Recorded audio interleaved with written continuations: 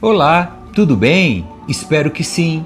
Vamos para a nossa leitura bíblica. Livro de 1 João, capítulo 3. Vejam como é grande o amor do Pai por nós, pois Ele nos chama de filhos, o que de fato somos.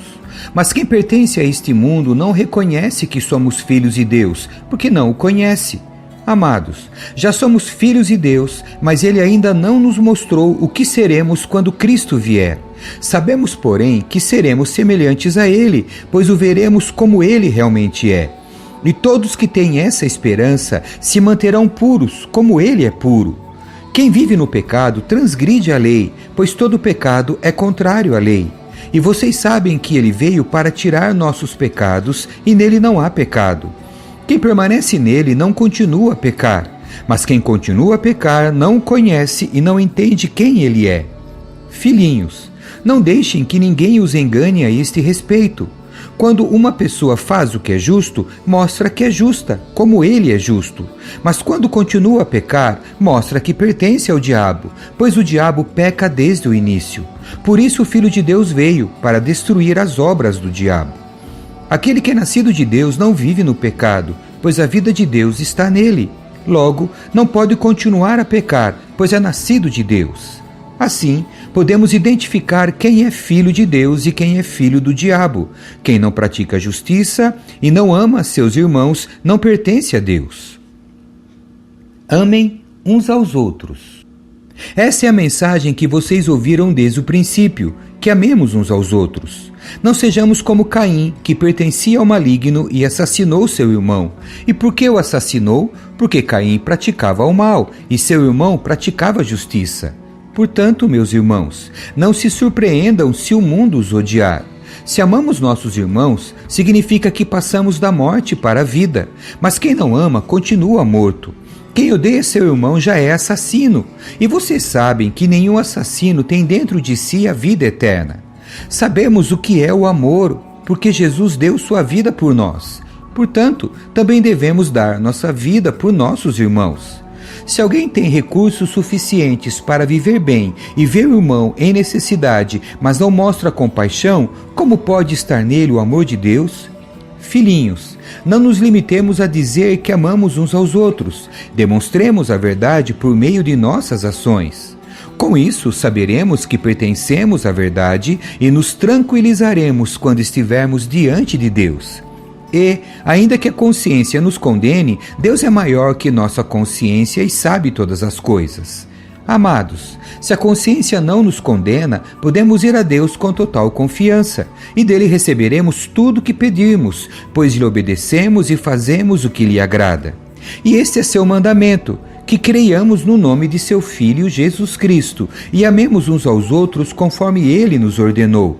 Aquele que obedece a seus mandamentos permanece nele, e ele permanece neles. E sabemos que ele permanece em nós, porque o Espírito que ele nos deu permanece em nós. Capítulo 4. Como identificar falsos profetas? Amados, não acreditem em todo espírito, mas ponham-no à prova para ter a certeza de que o Espírito vem de Deus, pois há muitos falsos profetas no mundo. Assim sabemos se eles têm o Espírito de Deus. Todo espírito que reconhece que Jesus Cristo veio em corpo humano é de Deus, mas todo espírito que não reconhece a verdade a respeito de Jesus não é de Deus. Esse é o espírito do anticristo, sobre o qual vocês ouviram que viria ao mundo e de fato já está aqui. Filhinhos, vocês pertencem a Deus e já venceram os falsos profetas, pois o Espírito que está em vocês é maior que o Espírito que está no mundo. Eles pertencem a este mundo, portanto falam do ponto de vista do mundo e o mundo os ouve. Nós, porém, pertencemos a Deus. Quem conhece a Deus nos ouve, mas quem não conhece a Deus não nos ouve. Desse modo, sabemos se alguém tem o Espírito da verdade ou o Espírito do erro.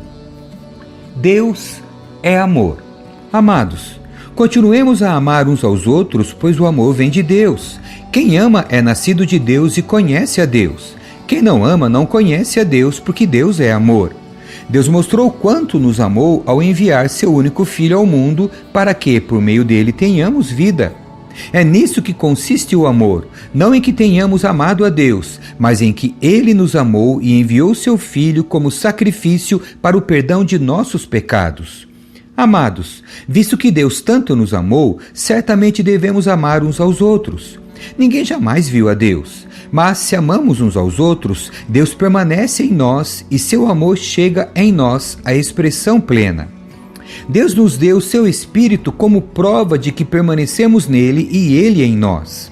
Além disso, vimos com os próprios olhos e agora testemunhamos que o Pai enviou seu Filho para ser o Salvador do mundo.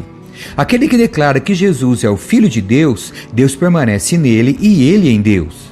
Sabemos quanto Deus nos ama e confiamos em seu amor.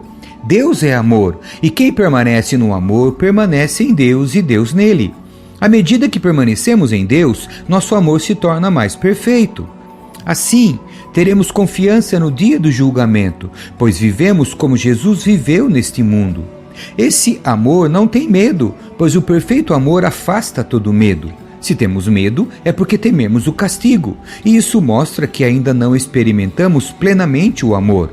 Nós amamos porque Ele nos amou primeiro.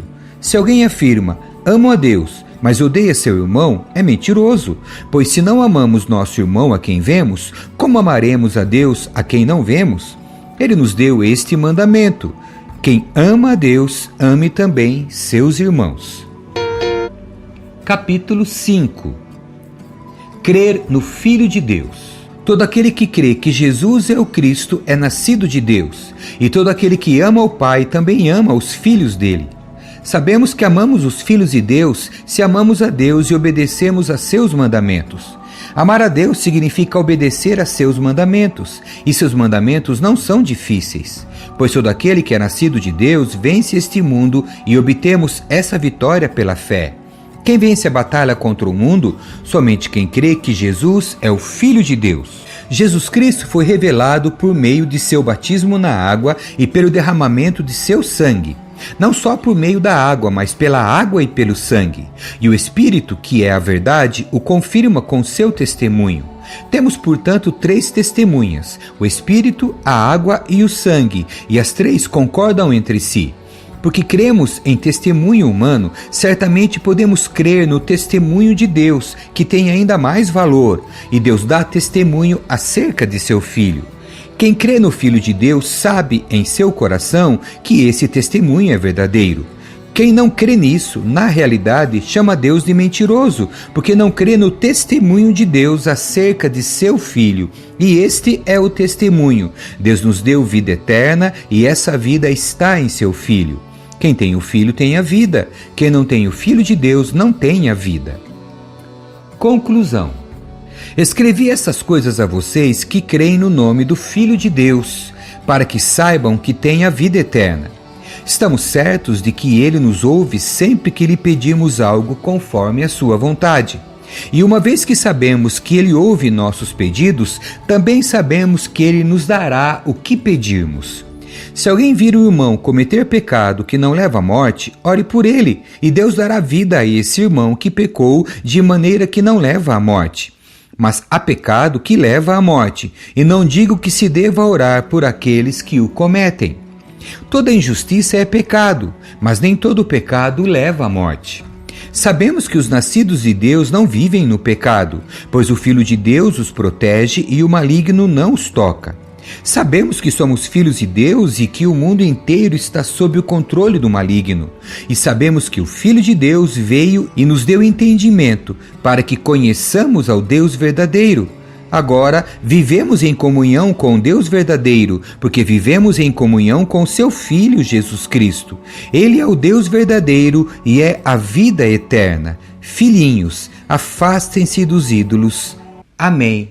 E assim encerramos a leitura do livro de 1 João. Deus abençoe você. Tchau.